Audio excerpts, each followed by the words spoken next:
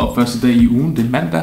Jeg har et møde lige om lidt med Mikkel, hvor vi skal snakke om hans content og de ting, han lægger ud, om vi kan gøre noget der. Og så lige efter det, så har vi så check-in med hele holdet, hvor vi tjekker ind med, hvad der er sket for weekenden, og har vi nogle highlights for ugen, der vil jeg dele, og hvordan er det energimæssigt lige nu. Så det er en af de greb, vi bruger for at ligesom bevare og skabe psykologisk tryghed ind i vores egen organisation. Jeg skal til at ringe op til Mikkel lige om et øjeblik. Det hjælper ledere med at skabe psykologisk tryghed gennem, vi bruger den også, hvis man er god til at skrive store organisationer. Alle er syge, skal de prøve sådan noget. Hvad er det, en konsulent laver?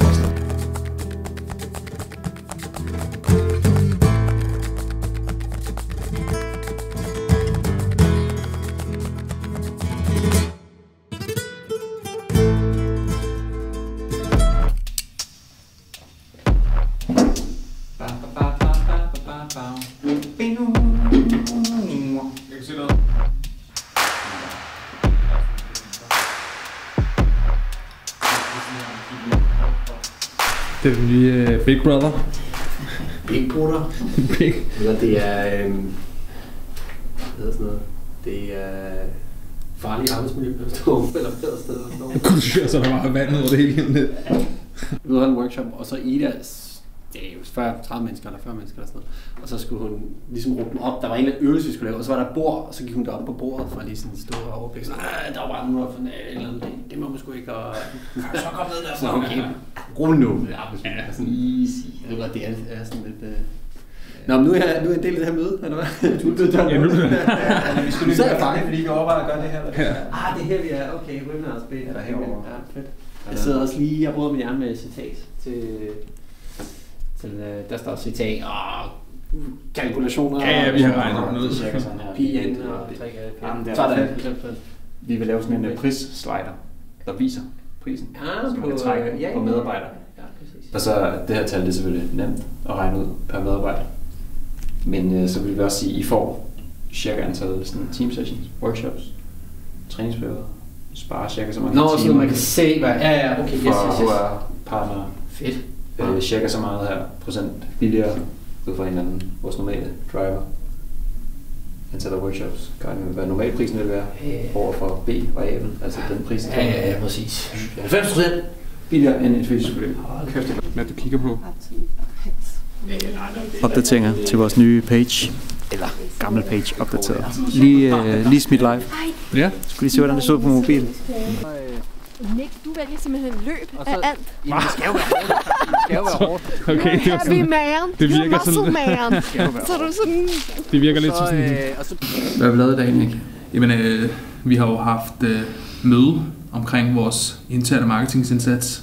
Og det er faktisk gået ret fint. Jeg synes, vi har fået lavet mange nice ting. Specifikt i dag har vi lavet, vores landingsside til de digitale forløber. Og ja, det synes jeg er blevet meget godt, faktisk, i forhold til udgangspunktet. Ja, det er det. Så altså, vi har sat det vi kalder et arbejdsmøde, eller sådan siddet der og bygget, hvordan det skal se ud i sådan et mock-up, og så kan vi sende det til vores bureau, som så kan lave det til en live side på et tidspunkt. Ja. Og så bliver der sådan en proces med noget frem og noget tilbage. Og sådan. Ja. Men sådan er det. Og ja. Nogle gange kan det godt være lidt frustrerende på det tidspunkt, eller sådan, fordi der er mange ting, man kunne gøre. Det er sådan ret åbent. Så det er med lige at finde en eller anden blanding mellem, hvornår skal man tænke åbne tanker, man kunne også gøre det her, og hvornår skal man lukke noget ned og sige, nu er det her, vi prøver at teste, og så ser vi på det, når vi har haft det live i noget tid. Ja. Men ellers så skulle vi jo egentlig også have optaget i dag. Det var planen, at vi skulle optage noget nyt indhold til vores YouTube. Men vi sad simpelthen lige midt i sumpen med det her projekt, og for at lande et godt sted med det, så valgte vi at bruge tiden på det i stedet for, så det må vi se på i morgen. Ja, i stedet så. Sådan er det. Vi tjekker ind igen i morgen, tænker jeg med det.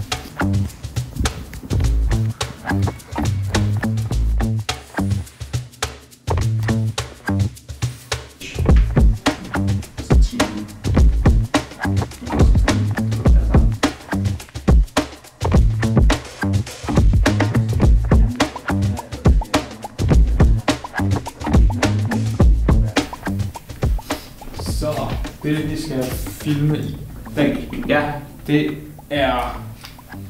Ja, det vi prøver at lave, det er jo sådan set, at Morten tegner på tavlen herovre, imens han snakker til kameraet, så det er lidt sådan en splittet øvelse, er det vel næsten også.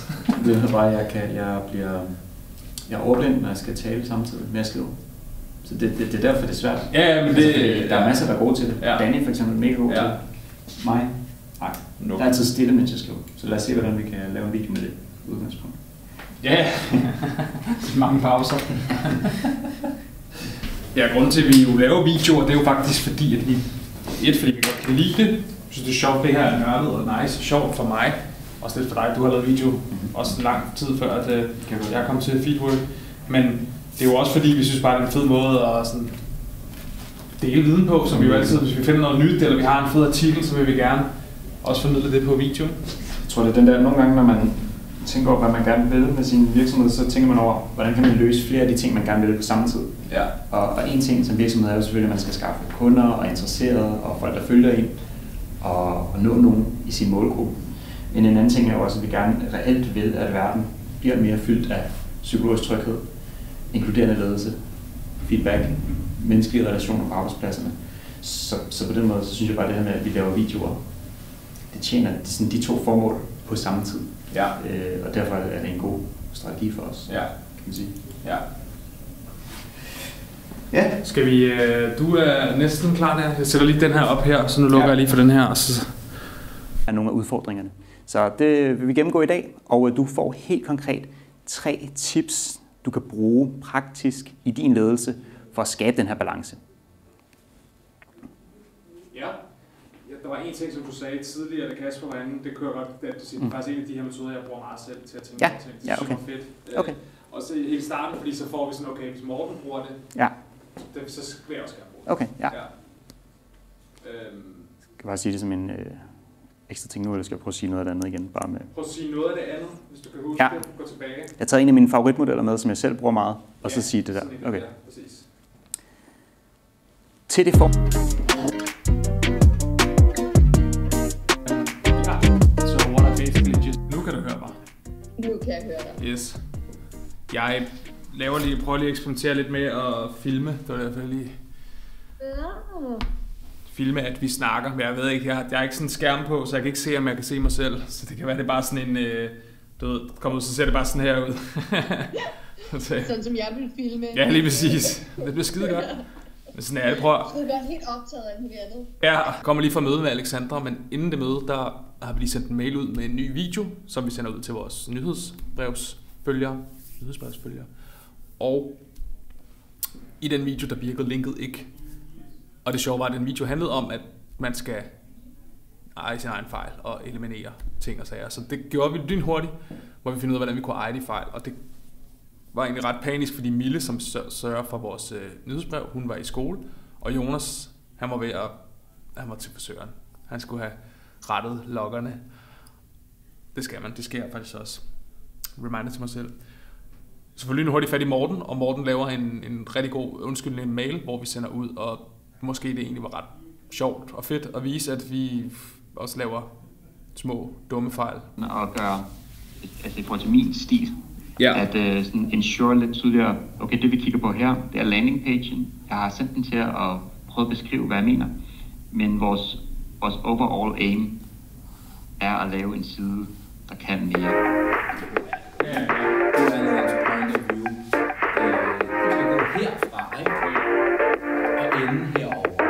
Det er ude.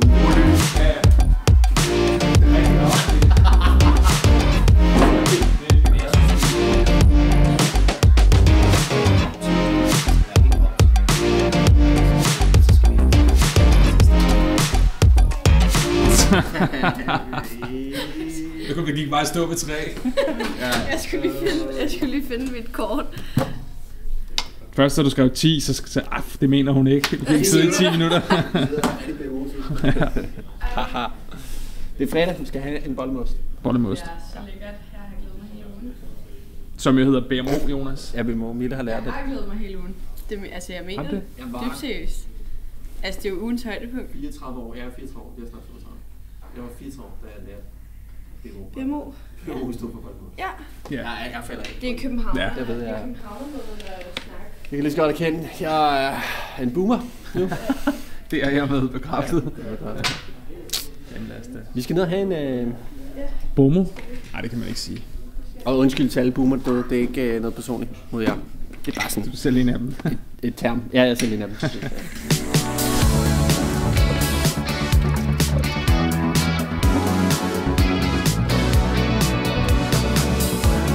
Jeg kan lide nogle ting og sådan noget. Jeg er taknemmelig for de muligheder, der viser sig for, at jeg kan øve mig i det.